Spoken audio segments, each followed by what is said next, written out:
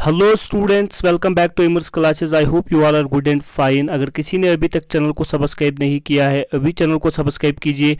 देखिए, जो भी जेके बोस क्लास 10th के स्टूडेंट्स है, जेके बोस क्लास 10th, उनके लिए ये वीडियो है।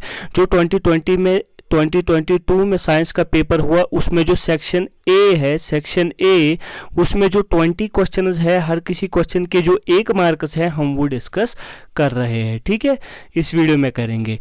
देखिए, क्वेश्चन नंबर 1 क्या कहता है, how is the power of a lens related to its focal length. यानी पावर ऑफ लेंस और फोकल लेंथ के दरमियान क्या रिलेशन है। आपने पढ़ा होगा, power of a lens is equal to 1 by focal length of the lens while focal length should be in metres. ठीक है, इसका आएगा P is equal to 1 by f while focal length should be in metres. अगर कभी पूछा गया कि power of a lens का SI यूनिट क्या है, तो लिखना है डायोप्टर, DIOPTRE। ठीक है। Question number 2, right the mirror formula. देखिए, मैं इधर लिखता हूँ मिरर फार्मूला क्या होती है, आपको पता होगा, 1 by v plus 1 by u is equal to 1 by F.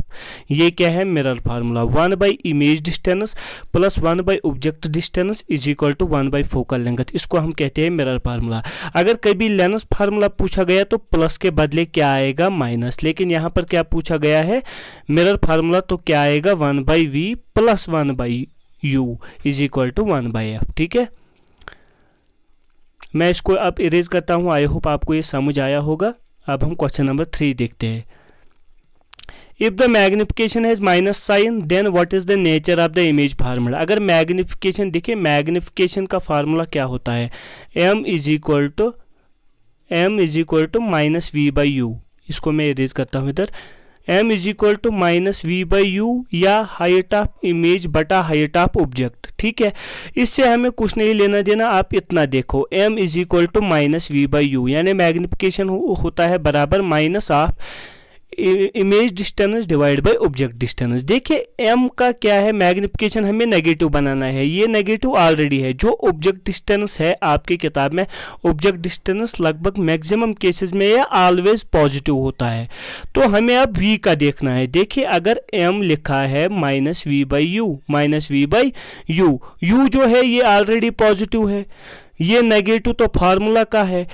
v कि साइन क्या होनी चाहिए जिससे ये नेगेटिव ही रहे, तो v होना चाहिए पॉजिटिव, फिर ही प्लस माइनस बन जाएगा माइनस, मैग्निफिकेशन ओवरऑल बन जाएगा माइनस। ठीक है, यानी मैग्निफिकेशन नेगेटिव बनाना है, u हमेशा पॉजिटिव है, तो v क्या होना चाहिए, पॉजिटिव। v पॉजिटिव का क्या मतलब है, देखिए अगर मैं कोई मिरर लेता हूँ, ठीक है, मैंने इधर ऑब्जेक्ट रखा, ठीक है, इमेज का मतलब v पॉजिटिव का मतलब क्या है, इमेज इधर बनी है, इमेज बिहाइंड द मिरर बनी है, बिहाइंड द मिरर, तभी तो ये जो यहाँ पर v है ये पॉजिटिव है ना। तो इसका मतलब क्या है, बिहाइंड द मिरर जो इमेज बनती है वो क्या होती है, वर्चुअल।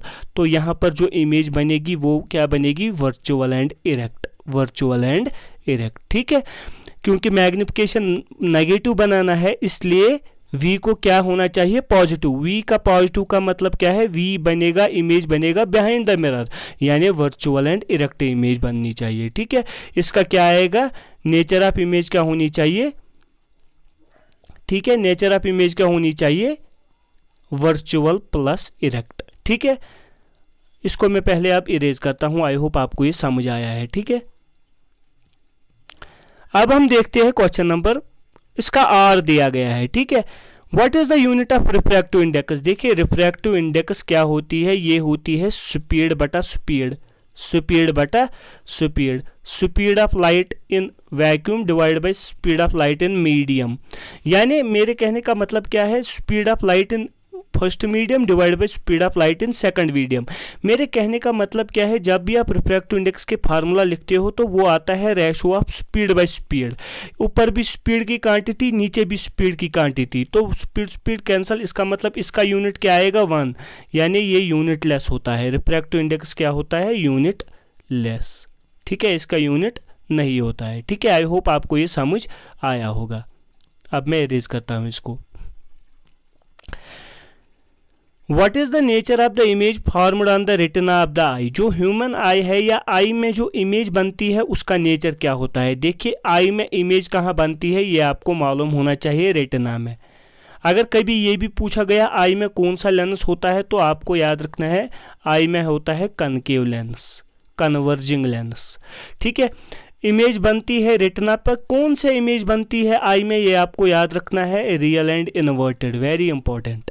यानी हमारी आंख में जो इमेज बनती है रेटिना पर वो क्या होती है, रियल एंड इन्वर्टेड। लेकिन फिर आप कहोगे हमें सीधा क्यों दिखता है, क्योंकि जब हम रियल एंड इन्वर्टेड इमेज हमारी रेटिना पर बनती है तो फिर इसकी मैसेज ऑप्टिक नर्व के थ्रू ब्रेन को जाती है, ब्रेन इस इमेज को इंटरप्ट करता है और करेक्ट करता है, हमें सीधा दिखाई देता है। ठीक है, आई होप आपको ये आंसर समझ आया होगा। अब मैं इसको इरेज करता हूँ ड्यू टू स्पेस प्रॉब्लम, यहाँ पर स्पेस कम है। ठीक है, अब हम और एक क्वेश्चन देखते हैं, name the commercial unit of the electrical energy. देखिए जो इलेक्ट्रिकल एनर्जी है इसका कमर्शियल यूनिट क्या है ये बताना है आपको।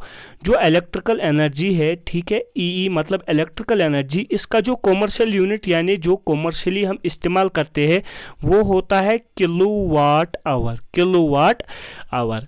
ठीक है, जो बिजली की बिल आती है ना घर में वो किलोवाट आवर के हिसाब से आती है, इसीलिए ये कमर्शियल यूनिट है। ठीक है, अगर कभी पूछा गया आपको 1 किलोवाट आवर, ठीक है, कितने वाट्स हुए, देखिए 1 किलोवाट आवर कितनी एनर्जी हुई, कितनी एनर्जी हुई। देखिए ये क्या है, इलेक्ट्रिकल एनर्जी, इसको अगर हमें जूल्स में कन्वर्ट करना है तो समझ लो, देखिए 1 किलोवाट मतलब 1000 वाट, ठीक है, इनटू आवर मीन्स कितने सेकंड्स, 3600 सेकंड्स। इसको अगर हम लिखेंगे तो हम लिख सकते हैं इसको 36 इंटू 10 की पावर 3 0 और 2 0 हो गए 5 0, 10 की पावर 5। हम इसको लिख सकते हैं 3.6 इंटू 10 की पावर 6 जूल। वेरी इंपॉर्टेंट, ये याद रखना है। 1 किलोवाट आवर कितने जूल होता है, 3.6 इंटू 10 की पावर 6 जूल। कैसे कन्वर्ट करते हैं, जैसे मैंने इधर लिखा, ये किलोवाट आवर क्या होता है, इलेक्ट्रिक एनर्जी का कमर्शियल यूनिट। ठीक है, अब मैं इसको इरेज करता हूँ। अब हम देखते हैं question number 6, why should magnesium ribbon be cleaned before burning in air. जो मैग्नीशियम रिबन है इसको जलाने से पहले हमें साफ क्यों करना पड़ता है या करना पड़ेगा। देखिए जो मैग्नीशियम की रिबन होती है, ये मैग्नीशियम की रिबन मान लो आप ये है, जब ये एयर की कांटेक्ट में आता है, एयर की कांटेक्ट में, तो ये मैग्नीशियम ऑक्सीजन के साथ रिएक्ट करके बनाता है क्या, मैग्नीशियम ऑक्साइड, मैग्नीशियम ऑक्साइड। ये मैग्नीशियम ऑक्साइड इस मैग्नीशियम के ऊपर एक लेयर बनाता है, इसलिए ये जलता नहीं है। इसलिए हमें मैग्नीशियम की रिबन को पहले रब करना चाहिए, ये मैग्नीशियम ऑक्साइड उठा लेना चाहिए, फिर इसको बर्न करना चाहिए। ठीक है, question number 7, right the balanced chemical equation for the following reaction. जो नीचे दी गई है रिएक्शन, इसका बैलेंस्ड इक्वेशन लिखना है। क्या लिखा है, zinc plus silver nitrate gives zinc nitrate plus silver, ये डिस्प्लेसमेंट रिएक्शन है। ठीक है, मैं इधर लिखता हूँ ये रिएक्शन। देखिए क्या लिखा है, zinc plus silver nitrate means AgNO3 क्या बनाता है,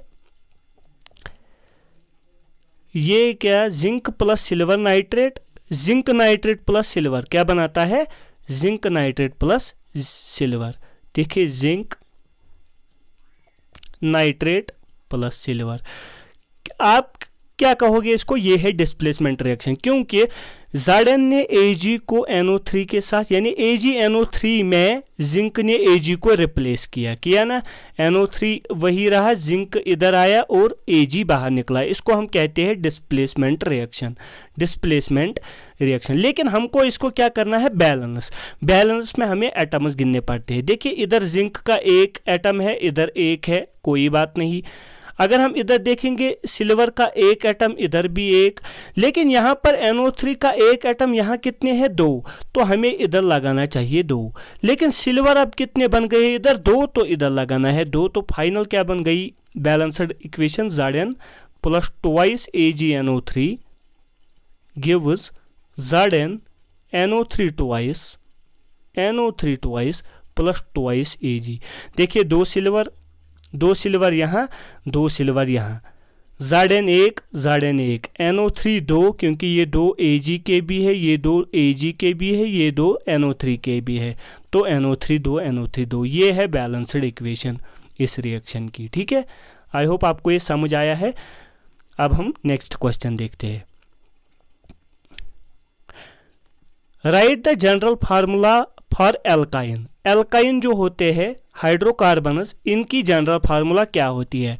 देखिए आपको क्या याद रखना है, ये 3 होते हैं, एक होते हैं एल्केनस, ठीक है, और एल्काइनस, एल्केनस, एल्कीनस, एल्केनस, एल्कीनस और एल्काइनस। ठीक है, एल्काइनस 3 ग्रुप्स ऑफ, मतलब 3 groups of hydrocarbons.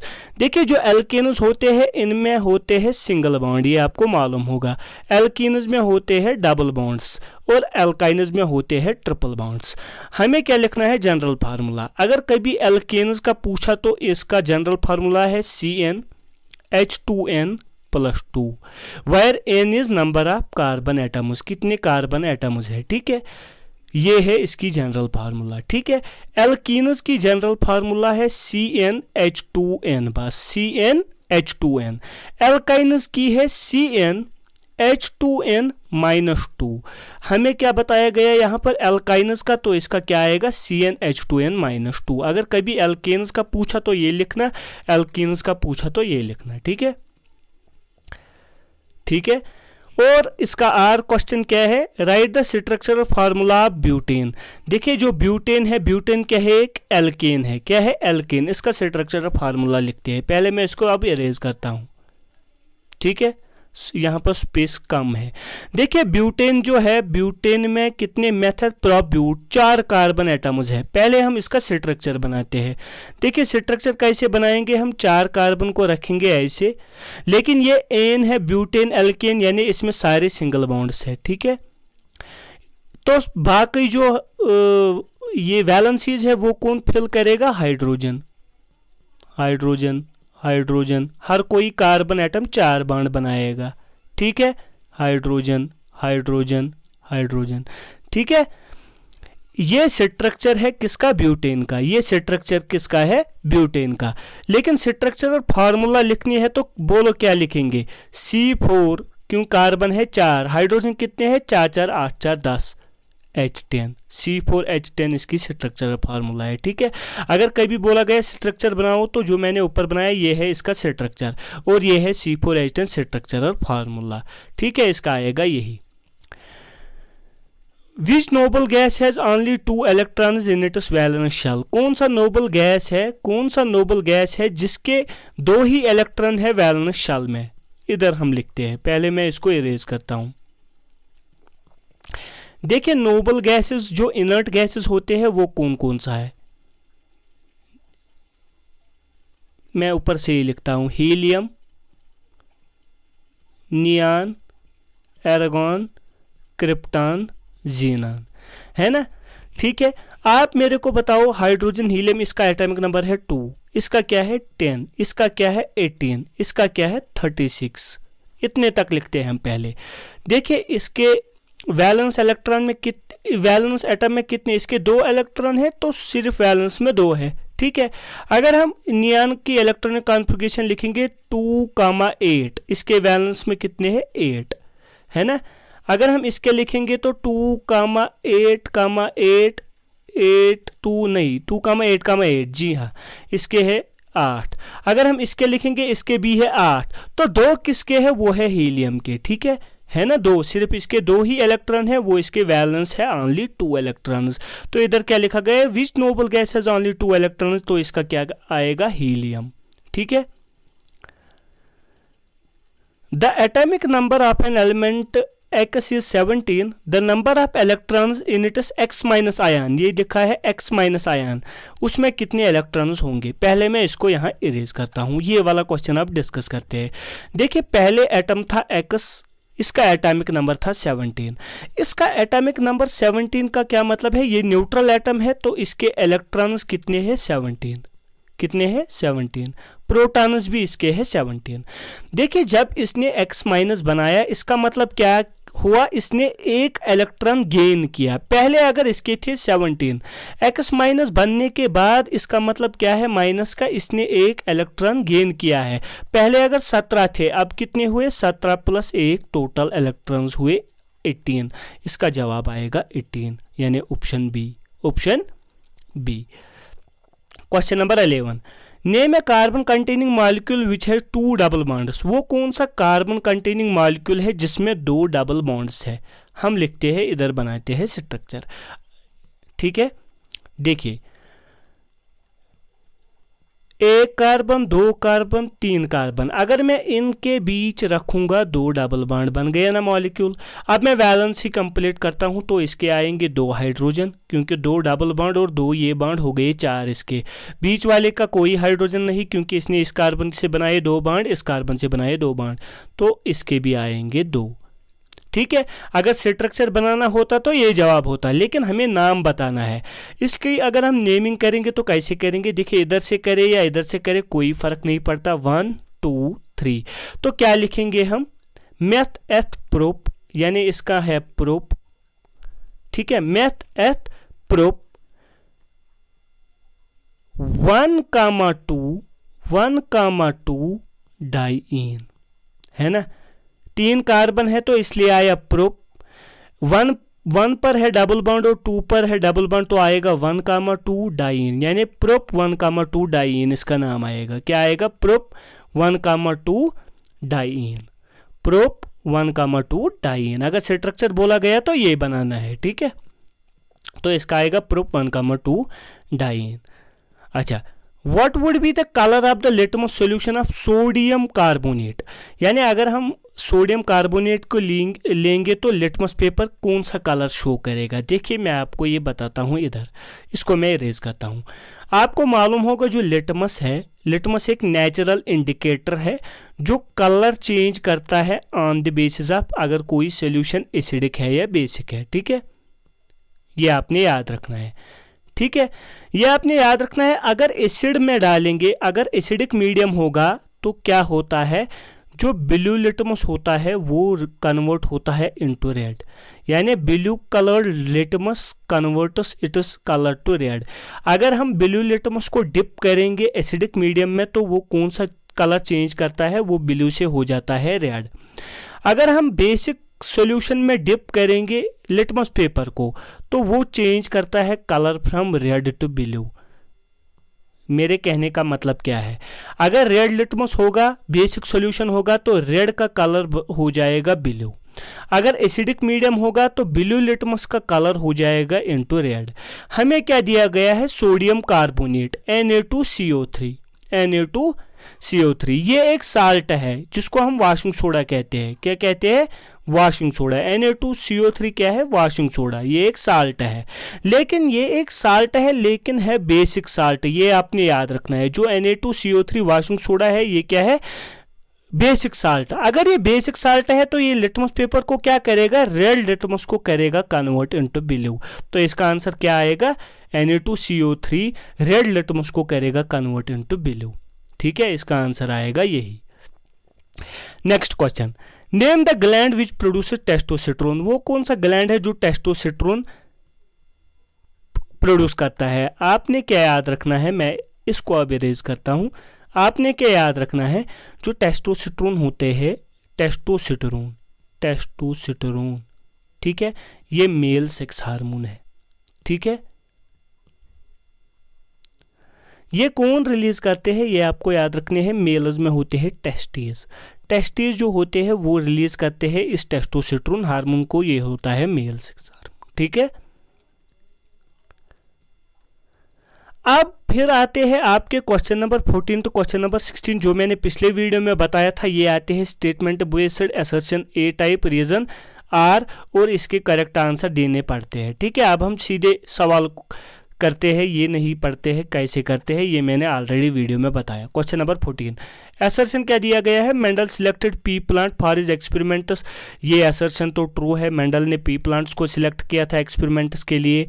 P plant is cross pollinating and has unisexual flower, ये है फॉल्स, क्योंकि जो पी प्लांट है ये सेल्फ पॉलिनेटिंग है नेचुरली, लेकिन क्रॉस पॉलिनेशन हम इंटेंशनली करा सकते हैं, लेकिन ये क्या है, सेल्फ पॉलिनेटिंग।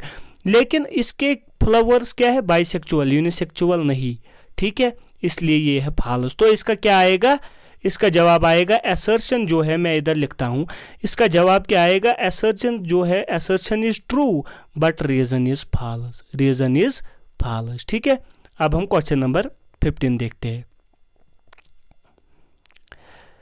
असर्शन क्या दिया गया है, ozone is both beneficial and damaging, ये है ट्रू। ओजोन हमारे लिए बेनिफिशियल भी है और डैमेजिंग भी है। बेनिफिशियल क्यों है, क्योंकि ये हमें अल्ट्रावायलेट रेडिएशन से बचाता है। डैमेजिंग इसलिए है क्योंकि अगर ये एटमॉस्फेयर में प्रेजेंट होगा, ये पॉइजनस गैस है, ये हमारे अंदर लंग डिजीज क्रिएट करेगा, इसलिए ये ट्रू है। यानी ओजोन बेनिफिशियल भी है और डैमेजिंग भी है। रीजन क्या लिखा है, stop the release of chlorofluorocarbon to protect the ozone, very important. Ozone को बचाने के लिए, ओजोन डिप्लीशन किससे होता है, क्लोरोफ्लोरोकार्बन। ये जो क्लोरोफ्लोरोकार्बन है ये पोल्यूटेंट्स है जो ओजोन को डिप्लीट करते हैं। अगर हम इनकी रिलीज को स्टॉप करेंगे तो हम ओजोन को बचाएंगे। ये क्या है, ट्रू। तो इसका क्या आएगा, यानी असर्शन भी है ट्रू, रीजन भी है ट्रू। मैंने आपको पिछले वीडियो में बताया जब असर्शन भी ट्रू निकलेगा, रीजन भी ट्रू निकलेगा, फिर क्या देखना है, क्या रीजन असर्शन का करेक्ट एक्सप्लेनेशन है कि नहीं। यहाँ लिखा है ओजोन है बेनिफिशियल और है डैमेजिंग, नीचे लिखा है क्लोरोफ्लोरोकार्बन, यानी कंसेप्ट गलत लिखा है। इसका लिखना है both assertion and reason are true but reason is not correct explanation of assertion. ठीक है, ये इसका जवाब आएगा। ठीक है, अब हम देखते हैं क्वेश्चन नंबर 16, ये भी है assertion reason. Assertion A, decomposers act as cleansing agent of the environment, ये तो सही है। डिकम्पोजर जो है ये क्लीनाइजिंग एजेंट्स है, इनको हम नेचरस क्लीनर्स भी बोलते हैं, ये है ट्रू असर्शन। रीजन क्या है, the decomposers recycle the waste material in hydrosphere, ये है फॉल्स। क्योंकि जो डिकम्पोजर्स है ये लिविंग वेस्ट मटेरियल, जो लिविंग ऑर्गेनिजम्स का वेस्ट मटेरियल होता है उस पर एक्ट करता है और उसको इनऑर्गेनिक सबस्टेंसेस में कन्वर्ट करता है। फिर जो ये इनऑर्गेनिक सबस्टेंसेस होते हैं वो कहाँ चले जाते हैं, सॉइल में, यानी कहाँ चले जाते हैं, लिथोस्फीयर में। यहाँ क्या लिखा है, हाइड्रोस्फीयर, तो ये आएगा फॉल्स। इसका क्या जवाब आएगा, assertion is true but reason is false. ठीक है, अब जो क्वेश्चन नंबर 17 to 20 दिए गए हैं, ये दिए गए हैं, हर किसी में 5 क्वेश्चन दिए गए हैं और उनको answer any 4 of the sub parts, यानी question number 17, question number 18, question number 19, question number 20, ये 4 क्वेश्चन दिए गए हैं। हर क्वेश्चन में 5 क्वेश्चन दिए गए हैं ऑब्जेक्टिव्स, सब पार्ट्स। उन 5 में से जो भी आपको 4 आते हैं वो करने पड़ते हैं। ठीक है, देखिए पहला question number 17, electric motor works on the principle that a current carrying conductor placed perpendicular to a magnetic field experiences a force, ये तो सही है। यानी इलेक्ट्रिक मोटर किस प्रिंसिपल पर काम करता है, जब हम एक मैग्नेट में एक कंडक्टर को प्लेस करते हैं जिसमें करंट फ्लो हुआ होता है तो उस पर एक फोर्स या टॉर्क लगता है। ठीक है, उसी से वो कॉइल फिर रोटेट होती है। ठीक है, मैं शॉर्ट में बता रहा हूँ, ये तो सही है। अब हम क्वेश्चन पढ़ते हैं। फर्स्ट पार्ट जो इसका है, the device used for producing electric current is, वो कौन सा डिवाइस है जो इलेक्ट्रिक करंट को प्रोड्यूस करता है, वो है जनरेटर। कौन है, जनरेटर। ठीक है, ये आपने याद रखना है। गैल्वेनोमीटर मेजर करता है small current, ammeter large current को मेजर करता है। मोटर क्या करता है, ये इलेक्ट्रिकल एनर्जी को ही मैकेनिकल में करता है। इसका जवाब आएगा जनरेटर। ठीक है, part 2, the phenomena of electromagnetic induction is, जो EMI है इलेक्ट्रोमैग्नेटिक इंडक्शन, ये फिनोमिना क्या कहता है, हम पढ़ते हैं। The process of charging a body, नहीं। ठीक है, the process of generating magnetic field due to the current passing through the process of generating magnetic field, नहीं। Producing electric current due to relative motion between magnet and coil, यही इसका answer आएगा, यही इसका answer. EMI क्या कहता है कि अगर हम काम करेंगे मैग्नेट और कॉइल के दरमियान एक रिलेटिव मोशन रखेंगे, यानी या तो कॉइल को मूवमेंट करेंगे और मैग्नेट को रेस्ट में रखेंगे, या मैग्नेट को मूव करेंगे कॉइल में रेस्ट करेंगे, तो उस केस में करंट प्रोड्यूस होता है, उसी को हम कहते हैं EMI। तो इसका आएगा ऑप्शन सी। ठीक है, part 3, the essential difference between AC generator and DC generator, DC generator और AC जनरेटर के दरमियान क्या फ़र्क है। इसमें है इलेक्ट्रोमैग्नेट, इसमें है परमानेंट मैग्नेट, गलत नहीं, दोनों में परमानेंट होते हैं। DC generator will generate higher voltage, AC generator will generate higher voltage, ये अलग कंडीशंस पर डिपेंड करता है, ये भी नहीं आएगा। तो बचा कौन, ये एसी जनरेटर है स्लिप रिंग्स वाइल है डीसी जनरेटर है commutator. Very important, AC generators में होते हैं स्लिप रिंग्स होते हैं, वो होते हैं फुल, उसकी वजह से अल्टरनेटिंग करंट प्रोड्यूस होता है, करंट अपनी डायरेक्शन चेंज करता है और जो करंट प्रोड्यूस होता है वो होता है alternating current.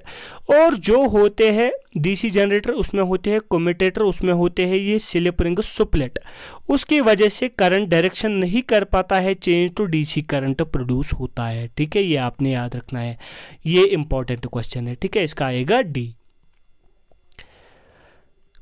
Part number 4, current carrying conductor is है। करंट कैरिंग कंडक्टर एक टेम्पोररी मैग्नेट है। ये आपने पढ़ा होगा कि जब भी किसी कंडक्टर के अंदर करंट फ्लो होता है तो वो अपने इर्द गिर्द मैग्नेटिक फील्ड प्रोड्यूस करता है, लेकिन जब तक ही इसमें करंट फ्लो होगा तब तक ही ये मैग्नेटिक फील्ड प्रोड्यूस करेगा, तब तक ही ये कंडक्टर मैग्नेट की तरह बिहेव करेगा।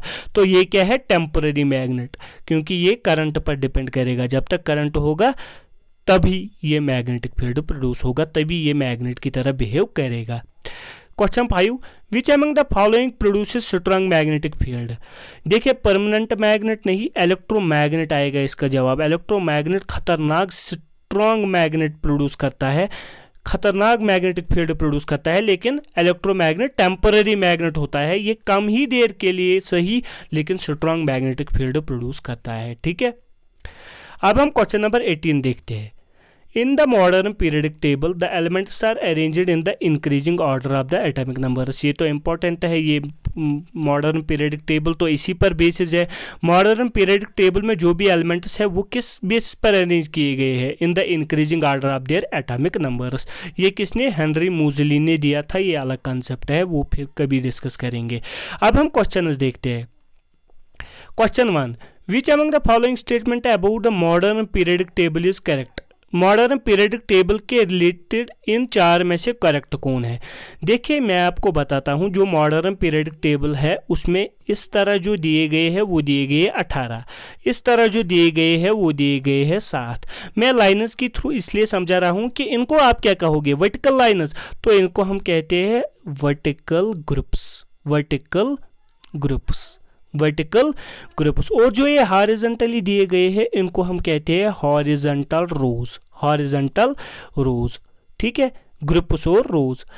ठीक है, आपने याद रखना है हॉरिजॉन्टल रोज को हम कहते हैं पीरियड्स। क्या कहते हैं, पीरियड्स। अगर कभी पूछा गया वर्टिकल ग्रुप्स कितने हैं, यानी जो ये वर्टिकल ग्रुप्स है ये कितने होते हैं, 18। कितने होते हैं, 18। जो हॉरिजॉन्टल रोज यानी पीरियड्स ये होते हैं 7, ये होते हैं 7। ये आपने याद रखना है। ठीक है, क्या दिया गया है, it has 18 horizontal rows known as periods नहीं, इट हैज़ 7 वर्टिकल कॉलम्स नहीं, it has 18 vertical columns known as groups, यही आएगा आंसर। यानी इसके 18 वर्टिकल कॉलम्स होते हैं जिनको हम ग्रुप्स कहते हैं। लास्ट क्या है, it has 7 horizontal rows known as groups नहीं, इसका आंसर आएगा सी। ठीक है, मैंने वहाँ एक्सप्लेन किया। देखिए 4 एलिमेंट दिए गए हैं पार्ट नंबर 2 में, A B C D E, 5 element, उनके एटॉमिक नंबर है 9, 11, 17, 12, 13 रेस्पेक्टिवली। किस पेयर के एलिमेंट सेम ग्रुप को बिलोंग करते हैं। देखिए अब हम इधर डिस्कस करते हैं। देखिए क्या क्या दिया गया है, कौन कौन सा दिया गया है, ए बी सी डी, पहले लिखते हैं ए बी सी डी ई। ठीक है, ए बी सी डी ई को हम लिखते हैं। अब देखते हैं एटॉमिक नंबर 9, 11, 17, 12, 13, 9, 11, 17, 12, 13। ठीक है, देखिए अगर कभी आपको पूछा गया कौन से एलिमेंट सेम ग्रुप में आएंगे तो आपने देखने हैं वैलेंस इलेक्ट्रॉन्स। पहले इलेक्ट्रॉनिक कॉन्फ़िगरेशन इनकी लिखो। इसको हम कैसे लिखेंगे, 2,8 2,7, 2,7 हो गए ना 9, 2,7। 11 को कैसे हम लिखेंगे, 2,8 हो गए 10 और 1 11। 17 को 2,8 हो गए 10, 10 और 7 हो गए 17। डी को हम लिखेंगे 2,8 हो गए 10 और 2 12। इसको हम लिखेंगे 2,8,3 जिनके वैलेंस इलेक्ट्रॉन सेम है। देखिए ये इनर्शियल इलेक्ट्रॉन है, ये इनर्शियल इलेक्ट्रॉन्स है, ये इनर्शियल इलेक्ट्रॉन्स है, ये इनर्शियल इलेक्ट्रॉन्स है, ये भी इनर्शियल इलेक्ट्रॉन्स। जो बचे वो वैलेंस है, किन के वैलेंस सेम है? देखिए अगर आप देखेंगे ए और सी के वैलेंस इलेक्ट्रॉन सेम है, लास्ट के शेल्स में कितने इलेक्ट्रॉन्स है? 7, तो ये सेम ग्रुप में आएंगे। ये ट्रिक आपने याद रखनी है, जिनके वैलेंस इलेक्ट्रॉन सेम होंगे वो सेम ग्रुप को बिलोंग करेंगे। तो इसका आएगा जवाब A and C, A and सी यानी सी पार्ट, यानी सी पार्ट। ठीक है, अब हम क्वेश्चन नंबर 3 देखते हैं। विच of the following element exhibits maximum number of valence electrons. ठीक है, देखिए maximum number of valence electrons इनमें से किस में है?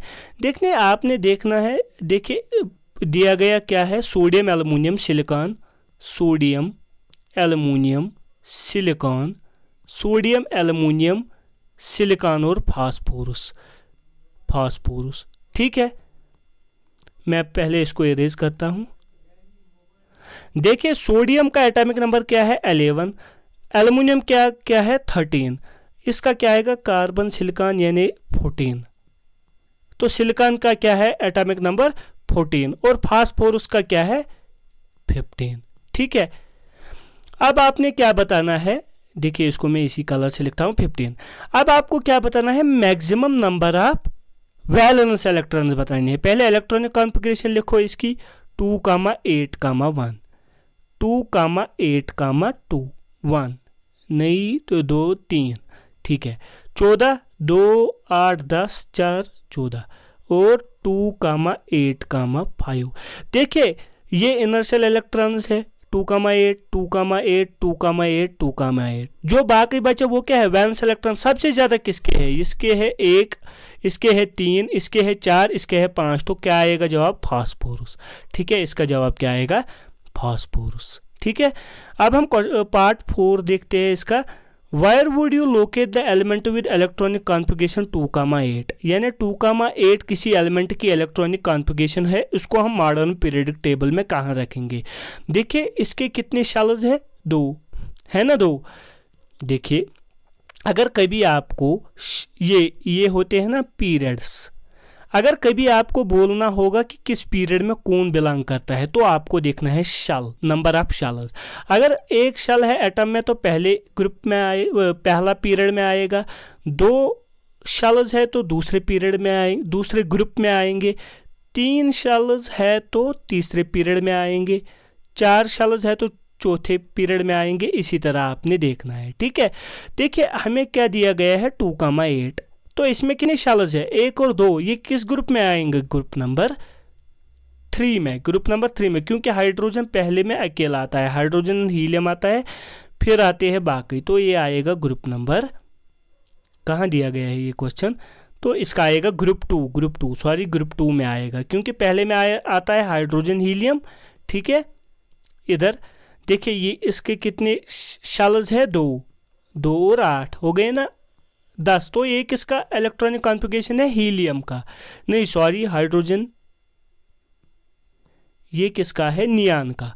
ठीक है, नियान किस में आता है? ग्रुप 2 में। ठीक है, ये आपने याद रखना है। तो इसका आएगा ग्रुप 2। कहाँ गया ये सवाल? देखिए इसका आएगा ग्रुप 2 यानी बी ऑप्शन। ठीक है, लास्ट क्वेश्चन, इस क्वेश्चन का लास्ट पार्ट। 5 एलिमेंट दिए गए हैं ABCDE, एटॉमिक नंबर 2, 3, 7, 10। अब कहना है सेम पीरियड में। देखिए मैंने कभी आप क्या बोला, अगर सेम ग्रुप में बोला गया तो देखने हैं वैलेंस इलेक्ट्रॉन किसके सेम है, वो सेम ग्रुप में आएंगे। सेम पीरियड देखने के लिए आपको क्या देखना पड़ेगा? नंबर ऑफ शेल्स, जो मैंने अभी बताए। ठीक है, नंबर ऑफ शेल्स। हम पहले लिखते हैं ये ABCD वाले। देखिए मैं इसको इरेज करता हूँ इधर। अब हम लिखते हैं ये ABCD, ABCDE। कितने कितने ये है? एटॉमिक नंबर क्या है इनका? 2, 3, 7, 10, 30, 2, 3, 7, 10, 30, 2, 3, 7, 10, 30। देखिए करो इलेक्ट्रॉनिक कॉन्फ़िगरेशन। 2 का आएगा 2E, इसका आएगा 2,1, इसका आएगा 2,5, इसका आएगा 2,8, तो इसका क्या आएगा? 2,8, देखिए 2,8,8 हो गए, 8 8 16 2 18, 2,8,8 18, लिखे गए 20, ये हो गए ज़्यादा तो इधर आएगा 16। ठीक है, 2,8,8,16 कितने हो गए, 8 2 10 18 18 और 14, इसका आएगा फिर 12 12 इधर आएगा ना, हो गए ना 30, 8 2 10 18 18 और 12 हो गए 30। ठीक है, अब हमें क्या बताना है, सेम। देखिए अगर आप देखेंगे, देखिए इसमें कितने शल्स है 4, इसमें कितने शल्स है 1, इसमें कितने शल्स है 2, इसमें कितने 2, इसमें कितने 2, तो 3 के आ रहे हैं 2, किस किस का, B C D, B C और डी के आते हैं सेम ग्रुप के, बी सी और डी आते हैं सेम पीरियड के, सेम पीरियड के, बी सी डी, इसका आएगा ऑप्शन बी। ठीक है, अब हम क्वेश्चन नंबर 19 देखते हैं। Plaster of Paris is calcium sulphate hemihydrate commonly known as POP. अब देखना है, देखिए पीओपी किसको हम कहते हैं, plaster of Paris, plaster of Paris. इसका असली नाम क्या है, CaSO4 हाफ मॉलिक्यूल वाटर का, इसको हम ऐसे भी कहते हैं calcium sulphate hemihydrate, calcium sulphate hemihydrate. देखिए इसको हम कहते हैं कैल्शियम सल्फेट हेमीहाइड्रेट, या इसको हम कहते हैं POP, plaster of Paris, plaster of Paris. अब इसी के रिलेटेड कुछ क्वेश्चन है। देखिए क्वेश्चन नंबर 1 क्या है, the chemical formula of POP is, क्या आएगा, CaSO4 हाफ टाइम्स वाटर, यानी ऑप्शन डी। ठीक है, अब हम क्वेश्चन नंबर 2 देखते हैं। इसका plaster of Paris is prepared from, देखिए ये हम कहाँ से इसको हम प्रिपेयर करते हैं। देखिए हम क्या करते हैं, हमारे पास होता है एक substance CaSO4 2 times water, 2 times water, इसको हम कहते हैं जिप्सम, इसको हम कहते हैं जिप्सम। क्या कहते हैं, जिप्सम। आपको क्या लगता है इससे हमें आधा मॉलिक्यूल कैसे बना सकते हैं, अगर हम इससे 1.5 वाटर मॉलिक्यूल बाहर निकाले तो इसको हम क्या करेंगे, हीटिंग। जब हम इसको हीटिंग करेंगे तो ये बनाता है CaSO4 1/2 ऑफ वाटर, जिसको हम पीओपी कहते हैं। यानी हम किससे प्रिपेयर करते हैं पीओपी को, जिप्सम से, बाय हीटिंग, बाय हीटिंग। ये एक इंपॉर्टेंट बात आपने याद रखना है, 100 डिग्री सेल्सियस हमें टेम्परेचर रखना है। अगर हम केल्विन में लिखेंगे तो 100 डिग्री सेल्सियस कितने केल्विन होते हैं, 373 केल्विन। ये टेम्परेचर इंपॉर्टेंट है, ये याद रखना है आपने, या क्या रखना है, 100 डिग्री सेल्सियस या 373 केल्विन पर जिप्सम को हम पीओपी में कन्वर्ट करते हैं। अगर कभी हमने 373 केल्विन से ज़्यादा टेम्परेचर बढ़ाया तो ये आधा मॉलिक्यूल जो पीओपी में बचा था वो भी बह जाता है, इवापोरेट हो जाता है, वहाँ खाली बचता है CaSO4 कैल्शियम सल्फेट, जिसको हम कहते हैं dead burnt plaster, dead burnt plaster. ये आपने याद रखना है, डेड बर्न्ट प्लास्टर किसको कहते हैं हम, CaSO4 कैल्शियम सल्फेट को। ये कब बनता है, अगर हमने जिप्सम को हीट किया ग्रेटर देन 100 डिग्री सेल्सियस, तो ये आधा मॉलिक्यूल जो है ये भी बह जाता है, ये भी इवापोरेट होता है, तो उसको हम कहते हैं डेड बर्न्ट प्लास्टर। ये थोड़ा कंसेप्ट था, अब आपको क्वेश्चन में आसानी होगी। तो प्लास्टर ऑफ पेरिस जिप्सम से हम प्रिपेयर करते हैं। Question number 3, plaster of Paris is used by doctors for setting fractured bones. ये आपने याद रखा है, जो प्लास्टर हम लगाते हैं जब कोई फ्रैक्चर होता है किसी बोन की, तो हम फिर प्लास्टर जो लगाते हैं वो हम लगाते हैं पीओपी का ही। ठीक है, इसको हम मिक्स करते हैं वाटर के साथ, तो ये सेट होता है और हार्ड मास बनाता है, इसका आएगा option A. Question number 4, plaster of Paris is prepared by heating one of the following a temperature of 100 degree Celsius. किसको हम हीट करते हैं, CaSO4 2 टाइम्स वाटर, जिसको हम जिप्सम कहते हैं। ठीक है, जो मैंने बताया आपको। When plaster of Paris is kept uncovered for a long time it gets, इस क्वेश्चन में बहुत सारे स्टूडेंट्स को कंफ्यूजन होगा। यानी CaSO4 1/2 ऑफ वाटर यानी पीओपी को अगर हम खुला छोड़ेंगे तो क्या होगा। देखिए कुछ बच्चे कहेंगे कि ये इवापोरेट करेगा आधा वाटर मॉलिक्यूल और वहाँ बनेगा डेड बर्न्ट प्लास्टर यानी CaSO4, लेकिन होता क्या है, वाटर वेपर ज़्यादा प्रेजेंट होता है एटमॉस्फेयर में, ये इसको छोड़ने के बजाय पकड़ता ही है और कन्वर्ट किस में होता है, CaSO4 2 टाइम्स वाटर यानी जिप्सम में, यानी जिप्सम में। याद रखना, अगर हम इस पीओपी को अनकवर्ड रखेंगे तो ये एटमॉस्फेयर से वाटर मॉलिक्यूल उसको एब्जॉर्ब करता है। क्या करता है? एब्जॉर्ब करता है, जिसको हम कहते हैं हाइड्रेटेड होता है, यानी पीओपी हाइड्रेटेड हो जाता है, उसकी वजह से फिर ये वापस बन जाता है जिप्सम। ठीक है, क्वेश्चन में क्या पूछा गया, जब पीओपी को हम अनकवर्ड छोड़ते हैं फॉर अ लॉन्ग टाइम, इसको क्या होता है? डिहाइड्रेशन नहीं होती है। बहुत सारे स्टूडेंट डिहाइड्रेशन लिखेंगे, लेकिन इसका आएगा हाइड्रेशन। ठीक है, हाइड्रेटेड बनाता है CaSO4 2 times water. Question number 20, anything in the environment which can be used is called natural resource. हाँ, जो भी एनवायरनमेंट में है, जो हम इस्तेमाल करते हैं, उसको हम कहते हैं नेचुरल रिसोर्स। ठीक है, part number 1, which of the following is not a natural resource. इनमें से नेचुरल रिसोर्स कौन नहीं है? सॉइल तो है, वाटर तो है, नेचुरल गैस है, इलेक्ट्रिसिटी नेचुरल रिसोर्स नहीं है। इसका जवाब आएगा इलेक्ट्रिसिटी। ठीक है, दूसरा, the most dwelling natural resource in the world is, जो जल्द जल्द खत्म हो रहा है नेचुरल रिसोर्स, वो कौन से है? ये आपने याद रखना है, forest are the most dwelling resources in the world. Part number 3, which of the following is not a fossil fuel. देखिए, नेचुरल गैस जो है ये भी फॉसिल फ्यूल है, CNG भी है, कंप्रेसर नेचुरल गैस, ये भी फॉसिल फ्यूल है, LPG लिक्विफाइड पेट्रोलियम गैस, ये भी नेचुरल रिसोर्स है। जो बायोगैस है ये हम बनाते हैं काऊ डंग से, वेस्ट मटेरियल से, ये फॉसिल फ्यूल नहीं है। इसका आंसर आएगा C।